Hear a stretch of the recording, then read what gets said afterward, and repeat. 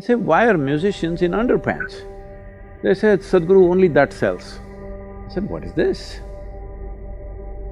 Somebody else is determining her choice, which is not choice at all.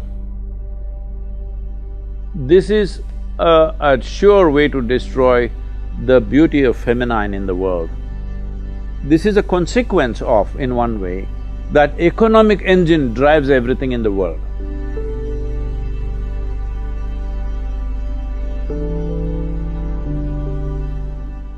Before coming to today's engagement, my 13-year-old daughter was asking me, could I ask a question? I'm like, sure.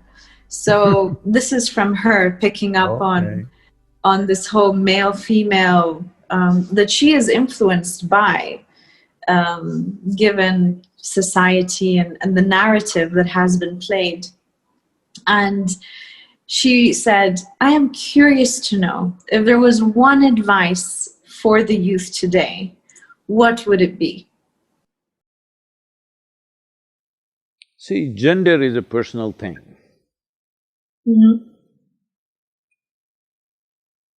I'm sorry, I'm putting it in a very basic way. Please. What is in somebody's pants is not my business or your business. It is only relevant in a few places like bathrooms and bedrooms and somewhere.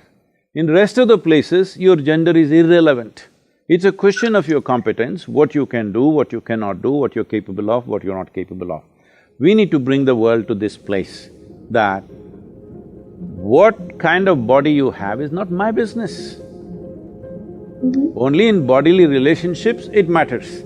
In rest of the time, it's not my business. For this, women also should think this way, but right now, it is… I don't know, it's a complete…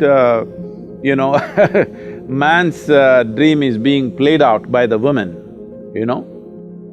because… Yes. Like yesterday I was… because I was supposed to talk to some musician, and I said, okay, let me hear something, so they played a video.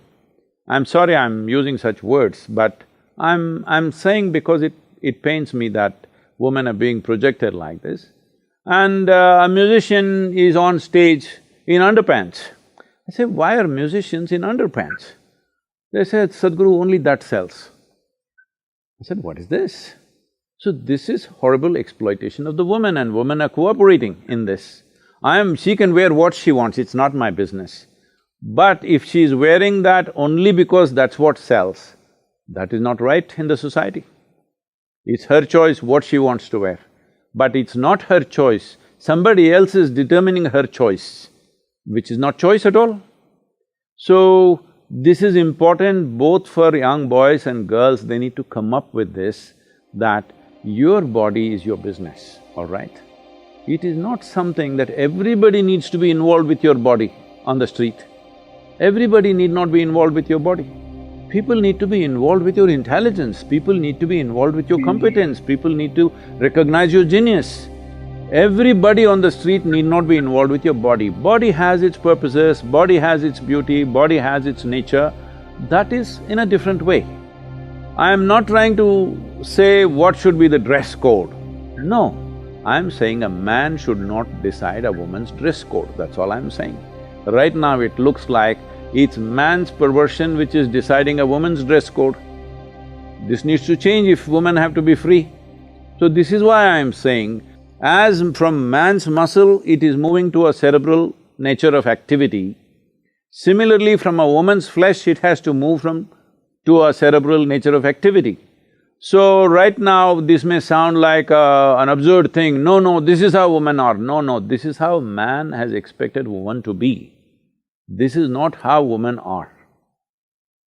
I know enough women in my life, all around me, to clearly know that this is not how they are, but they think this is what is expected out of them. Is this a superwoman syndrome that they define this as, where women just want to project themselves in a certain way? No, I'm saying this is a sure way to destroy the beauty of feminine in the world, because right now you understand masculine as the ideal of success. If you want to succeed, you have to be like a man, you have to show your muscle. This must go, because this whole thing is coming from this… this is a consequence of, in one way, that economic engine drives everything in the world.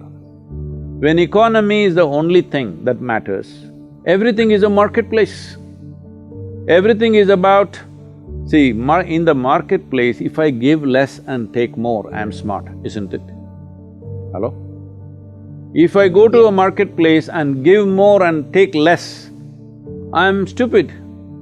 But right now you must understand, in your homes, I'm sure it's true for you also as women, I've seen women working in so many ways, my own mother, my sisters, my aunts and many other women that I see, yeah, when they are at home, their whole thing is to give themselves totally because they're doing something that they love to do.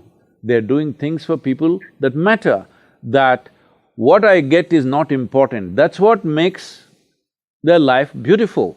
This should not happen just at home, this should happen in the society, that everybody is trying to do their best to everybody else. This is the nature of the feminine. Right now you are saying, wherever you go, I must give less and take more, whether it's marketplace or marriage, the same thing is happening. And nobody is happy, nobody is living well, nobody can relax their guard. All the time everybody is guarded against each other, because every place is a marketplace. Everywhere you go, you're seeing how you can profit. No, that's not how human beings can live well. Human beings can live well. This is right now, I constantly live among volunteers who are always trying to give their best in any given situation. People ask me, Sadhguru, of all the things that you do, what's the most important thing? I say, people around me, the sort of people that I've gathered around me who are willing to give their lives away without any expectation. This is what is most beautiful about my life, because that is what is most important in the world. Every place is a marketplace means we are always trying to take advantage of somebody, isn't it? When your mind has become a marketplace, there will be no consciousness, there will be no finer aspects of life, there will be no room for the feminine in the world. Masculine will rule. It's all about conquest, it's all about exploitation. It's not about, it's not about love, it's not about inclusiveness, it's not about involvement with life. Where there is no unbridled involvement with life, there is no life at all. Only with involvement you can know life, there is simply no other way. You use the word superwoman, I would say my mother was a superwoman. She did not earn a single rupee in her life, but she was a superwoman, she was the most respected in the family. Well, did she ever ask, what will I get? Never, but she is a superwoman.